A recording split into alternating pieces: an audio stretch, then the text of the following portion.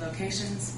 We could tell them how many females 18 to 35, what their disposable income is, what magazines they read, how much they spend on tanning, and all of that information, and that too is no cost for the client. We have talked to 3 people in the last 2 months. We had 1 today. The price tag for that, for the people that we've been speaking with, are between $25,000 and $30,000, and we provide that at no cost to the client. And it is not a standard package that we just give to every client that's in a certain county. We will actually do it based on the client's actual needs and location. So we do it based on whatever their project is. For the most part, I've also provided you with a resource guide, which will tell you not only all of our websites and social media sites, but also the names and addresses of our staff. We're very regionally located. They each have their own counties, and they each have their own niche. The nice thing is that, for example, our lender down in New Albany, he's never helped with a daycare, but I've helped start 7 daycares. So when he works with a daycare, I can come in and help him do that. For example, our new advisor over in Lawrenceburg is in accommodation and food services. She's never worked in manufacturing. We then pull our advisor out of Madison, put them on a conference call, and we can pull in another industry, literally just a phone call. And all of that is no cost to the client, everything that I've told you, except for the business plan guide and the valuation assistance, which are $30 and $50 respectively. And then on the back, I have provided you with how people become a client. It is an easy 1, 2, 3 step. It takes less than 15 minutes. And 90% of all of our clients go through the program spending less than $30 on the program. So they go through, we work with about 500 clients a year. So far this year, and this is a number I tend to not share because we don't collect the data until the end of the year. We've already assisted 275 businesses, and they have generated 266 new jobs. And this is a number that we do not track until January. So these are just people calling us and telling us that they have added new jobs. We've also helped bring $4.9 million to the region in capital infusion. So these are loans that people would not have otherwise received or their personal investment that we assisted them in gaining. So $4.9 million of tax base, which is what you were saying about your budget going lower and your taxes going up. So we try to help with that. And that's pretty much our program, and we just wanted to come and introduce you to Stephen, who's been on since November and has probably one of the best resumes of everyone we have on staff and is here in Greensburg to help your businesses. How can Stephen be reached? Stephen can be reached at the phone number on your resource guide or at smoller@isbdc.org, or you can call the chamber or the EDC. So the public that's who they should address it to. Mm-hmm. Yep. Directly to Stephen is great, and we also have a website. It's seisbdc.org. All the information is there as well. Any questions, Council? Is he the one that I seen walking around the chambers one day? Is he the one that's floating around in there? If I get there too early, I have to wander around town for a little bit. So, yes. We've been here all day today. We started at a meeting at 8 o'clock with the county council to let them know about our services. So we've been in Greensburg all day. It's a great town. One last question. Have you seen a lot of people already come to your doors, one advice and one to... Working with the chamber has been wonderful. They really have been beneficial in identifying and working with a lot of people here in this area. So, yes, it's been quite busy when I've been there. Greensburg is actually one of our more active areas. When we restructured a year ago in July, we received Greensburg, Bartholomew, and Jennings County out of the Bloomington district. They were originally serviced out of Bloomington, and Decatur County and Greensburg has been our most active of all 3, and our most one of our top 3 of the whole 13 counties.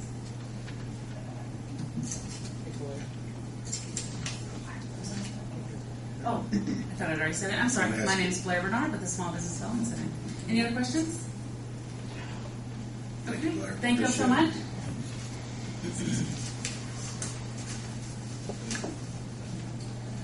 We have one more thing under mayor's issues, and I'd just kind of like to set the tone for this meeting. And it's deliberation on airport not related to this discussion. This is a very hot topic, very emotional situation at times, and I just want to make sure that everybody keeps this respectful. I spoke with all of the councilmen with the exception of Bill. Bill wanted this on the agenda, so I tried to accommodate as best I most of the council believe that there's no reason to have a discussion this evening because we still have questions pending that the council would ask Don Manley and Butler Seifert and Fairman. We just went through this a week ago for 2 hours or better. You folks did. And but one councilman said, out of courtesy to Bill, we should allow time, and we were looking 10 to 15 minutes for you to discuss what you have in mind, Bill. I believe most of these discussions, the proper place will be at the BOAC meeting. But the floor is yours. Well, I had something to ask Bill, but I was asked, and I wanted to clarify. He had indicated that there was an interview with the radio, and you said that we are investigating. And who were you referring to? Because I've asked the other people, they didn't know who. Are we investigating something that we're not aware of? No, I was investigating the matter, trying to get Said to several, we, so I wanted to know several things. Okay. And to clarify, I believe I can speak this correctly. 3 people on this council was okay with doing this during the meeting tonight. So I don't know if it was so much fact that we were looking to get answers back from Manley yet. I thought that between talking to some of the council that they were ready for something tonight. It's hard to decide something if you don't have all the answers. You're still waiting on several answers, correct? I think it's really important that we get some answers on what it's going to cost to bring the current runway or the current airport up to FAA standards. You know, what are we going to have to do? What all are we going to have to do? Obviously, widen it, repave it. They're going to have to take some land just to bring that up to code. And I think that's something that's going to have to be a definite consideration. We don't have those facts yet.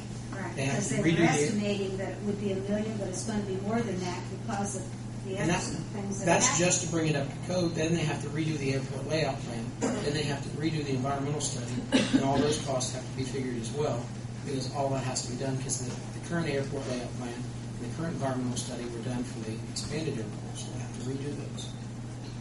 I mean, so I think until we have those numbers, I don't know what we can decide. I mean, really, you have the decision on: are we going to let things go through and work on the expansion? Are we going to shut it down? I mean, the third option there, I don't know. You don't have all the figures yet. Well, I'll just say, I thought it should be on the agenda if Bill requested it, but I did think there should be a time limit on it. I thought maybe 20 or 30 minutes. That was my comment too, Bill. I don't see any real reason to rehash things that we've already talked about. That's my comment. But as far as answers, Jamie, I think my concern at this point is I don't know that we're getting sufficient answers from. I mean, the other night, the only real positive reason I heard to continue with the airport was going to cost us quite a bit of money if we stopped at this point. And we were going to have a public meeting to discuss it whenever that environmental thing came back. Well, if we're to the point of no return now, when we have the public meeting, we could stop the airport at that point, but it may be financially infeasible for us to do that as a municipality. So that's the only time concern I have, is that apparently as we've moved, we've been inactive on this, apparently they've been racking up debt. So I just wanted to make sure that we had all the facts at hand. And I'm not, what the BOAC's telling us may be completely accurate, but I don't know. Well, just based on the assumptions or the numbers they gave us the other night, I mean, financially, I think you've got 2 choices: you go on with it or you shut it down. To bring the current runway, to bring currently up to FAA standards, it's going to be an astronomical cost. That's all going to be on the city as well. Because we're not going to get grants, because they already gave us grants for some of that, and we used it for finding the extended runway.